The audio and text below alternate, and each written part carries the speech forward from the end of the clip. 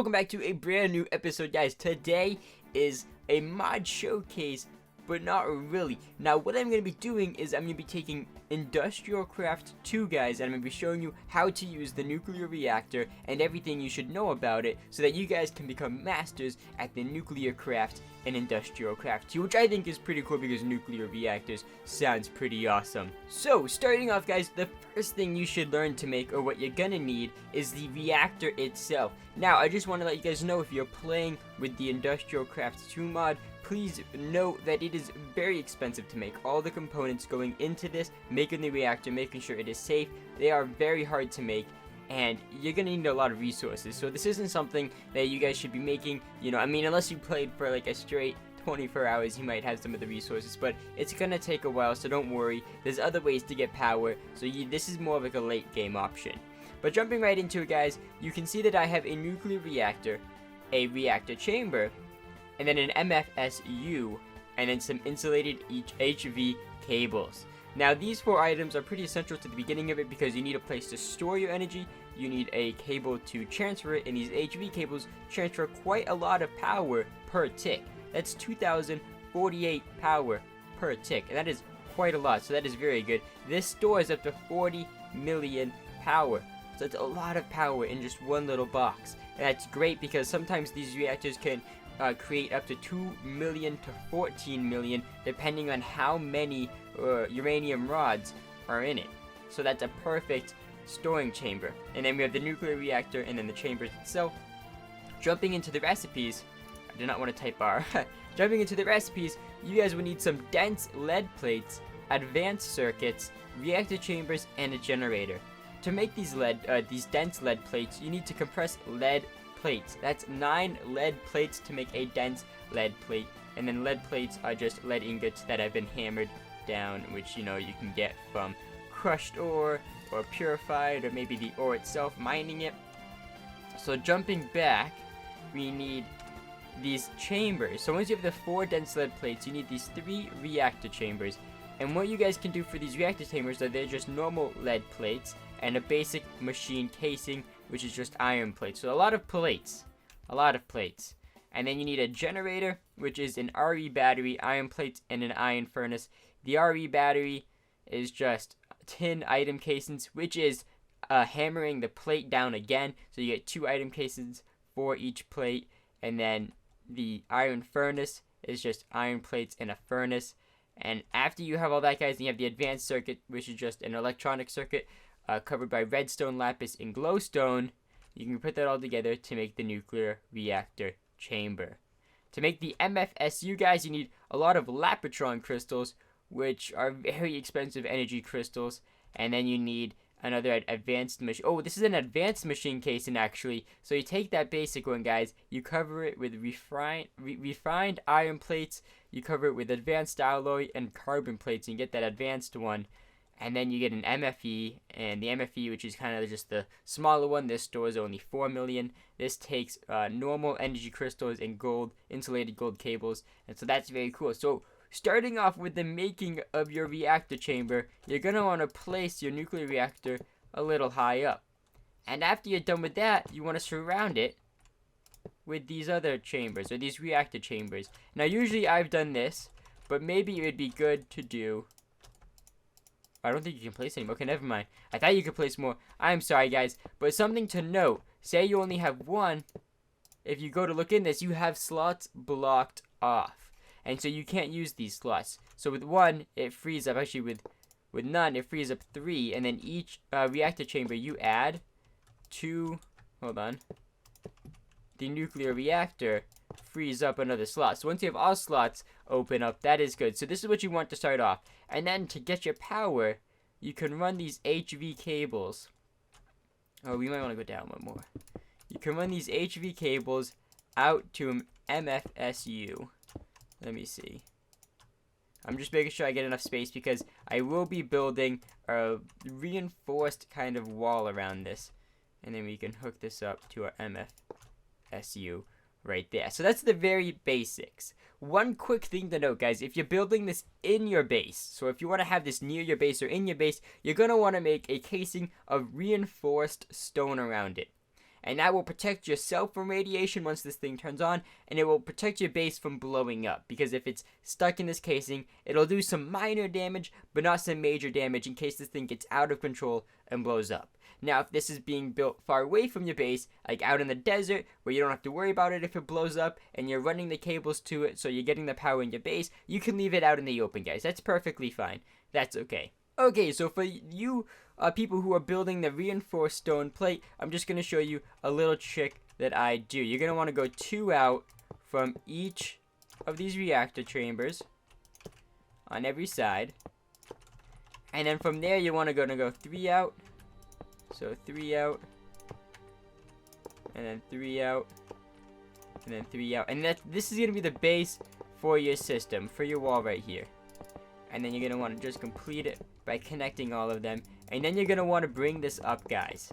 And this is very, very important to bring up. So I'm going to build the base. I'm going to build the walls. I'm not going to build the ceiling because we're still going to need to access our nuclear reactor. Okay, real quick, I think I forgot to show you guys the recipe for this reinforced stone. It's actually very simple. You take this iron scaffolding, which is made with iron fence and iron plates, and you make 16 of them. So to make these iron fences, you just metal form an iron item casing. So that's actually very cheap. And you take this CF foam, guys, and you kind of spray it on. Now, as you guys can see, I thought that would work. Maybe it's not. Hold on. Let me see. Foam. You're gonna want this. Oh, is that slowly? Actually, wait. Is that slowly gonna come around it? Let's see if it will. Nope. I mean, basically, guys, you're gonna want to create this CF foam. You're gonna want to cover it. You will lose the scaffolding, but it will create a reinforced stone. So this stuff is actually pretty expensive because you're gonna have to wait for this stuff to get covered. But I mean, like, that's fine. It's worth it when you think about protecting your nuclear reactor. So that's how you make that. And as you guys can see, I have it built up. It's 2 blocks higher than the top reactor chamber. And then what you guys want to do is you want to fill this with water. That is very important. So I'm going to get started. Alrighty, guys, so once you finish filling up your little core with water, make sure it is all water source blocks. I did this by using ice. I'm sure there's ways you can do it with buckets, but you want to make sure every block is a water source block and you don't just fill up the top level. So once you do this, guys, you're going to want to look into creating uranium fuel rods and then some coolant cells. Now, this is the first step into powering up your nuclear reactor. Now, before you guys want to start making this, you're going to want to also look into making a hazmat suit. The recipe for this suit, guys, is rubber and orange dye. Rubber and orange dye. And then the scuba helmet is glass, iron bars, more rubber, and more orange dye. And then rubber boots are just rubber and wool. Now, the reason you guys want this is because when you hold the uranium, you get radiation, and it doesn't go away. And when you put the suit on, it goes down and it goes away, and you can protect yourself. So you do want to be able to make this, guys, before you start playing around with your nuclear reactor, because when this thing starts working, you can get radiation too. Now, the reinforced stone is supposed to help from that, and I think if I read it correctly on the wiki, or if I'm understanding it correctly, you want to make this actually a couple of blocks thick if you want to fully protect your base. So that is a lot of reinforced stone.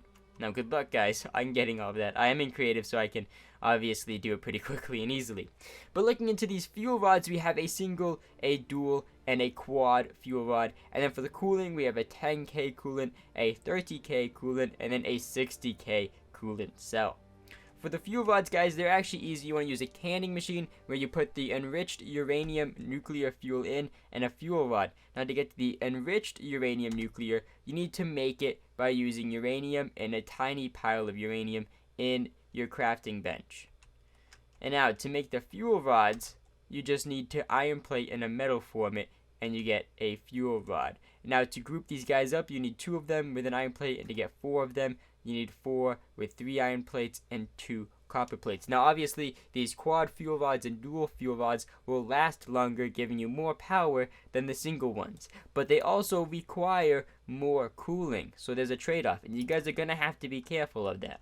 To make these coolant cells, you guys need a coolant cell, a normal one, which is you fill it up with the coolant in the liquid distributor machine, if I'm correct, and then you just surround it with 10 plates, making a coolant cell. Now, a 30K is 3, and a 60K is 2 30Ks with some more tin and iron plates. So that is pretty cool. Now going in here, guys, it's off. Even when I put these in, guys, it is still off. Now I'm going to put all of these coolants in. Maybe we'll do 3.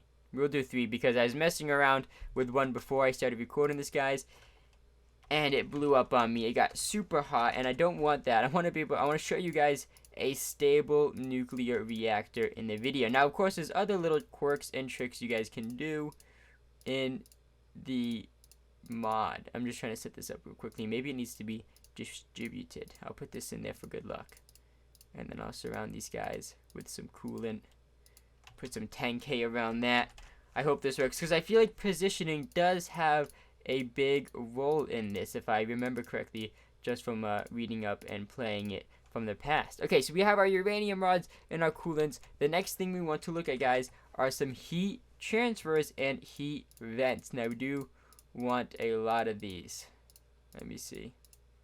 And of course, guys, I'm showing you the advanced ones, but there are other ones you can use. Now, the recipes for these advanced one, guys, is a diamond with heat vents, and the heat vents are more iron bars, iron plates, and an electrical motor. And then you can make a reactor heat vent, an advanced heat vent, and then a component heat vent. I think these advanced ones are the best, at least for what I'm trying to show you in the video. Now, to make these advanced heat exchangers, you need some normal heat exchangers, which are just tin, copper, and an electronic circuit. And then you use these to make another reactor, advanced, or component one. So let's put these in. I think these also have a role in where they go, if I remember quickly. So I want to make a row of these heat exchangers, because these heat exchangers pull heat away from the cells, and then the heat vents, guys, they dissipate it into or out of the nuclear reactor. So you do definitely want to place these in the correct order. And let me just get more of these guys. Oh boy.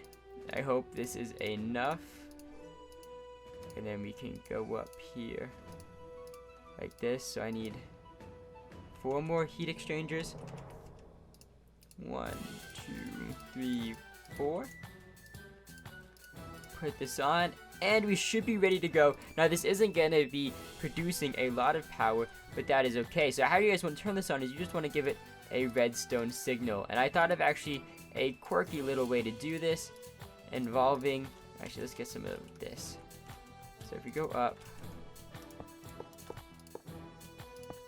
okay, so this is, we want the piston on that block. So you can use like a sticky piston for this, guys, with the redstone block, and have it hooked up to like an on and off switch, and then you turn it on, and it should now be turning on, guys. Let me see. Oh, yep, here we go.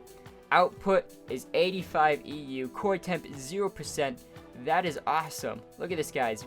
We are getting so much power. Now, obviously, this isn't a strong one. And guys, look, that core temp is staying at 0%. That definitely proves my theory that placement does have a big effect, because the last time, guys, I just had this entire thing filled up with fuel rods, single ones, and then I had coolant on this bottom row, and then I had the heat vent and heat exchangers in these 2 rows, coolant on this row, and then the rest of these were fuel rods. So that plays a big role in the placement. Now, of course, you guys can turn this off too. I don't know if you need to give it another pulse. Yeah, so that turns it off, and then it should stay there. So now we can definitely go in there and mess around. But that is basically it for this episode. I hope this, guys, really helped you and giving you some basic knowledge about how these nuclear reactors work in IC2. Now, you guys can mess around in the placement and stuff of the nuclear reactors, getting the most bang for your buck. But obviously be careful, because it can explode, guys, and create radiation and stuff. And that would definitely ruin your base. So if you want to take the risk, you can. If you don't want to take the risk and build it far away, that's also fine. But I hope you guys, good luck on making these. These are definitely really fun late game builds for IC2. But as always, guys, if you liked the video, slap that like button. If you want to see more, slap that like button and comment below what you guys want to see. I can definitely do more mod showcases, or I can do more videos like this where I explain a certain part of a mod like IC2, because IC2 is just a big mod. But as always, guys, I hope you enjoyed the video, and I see you all in the next one.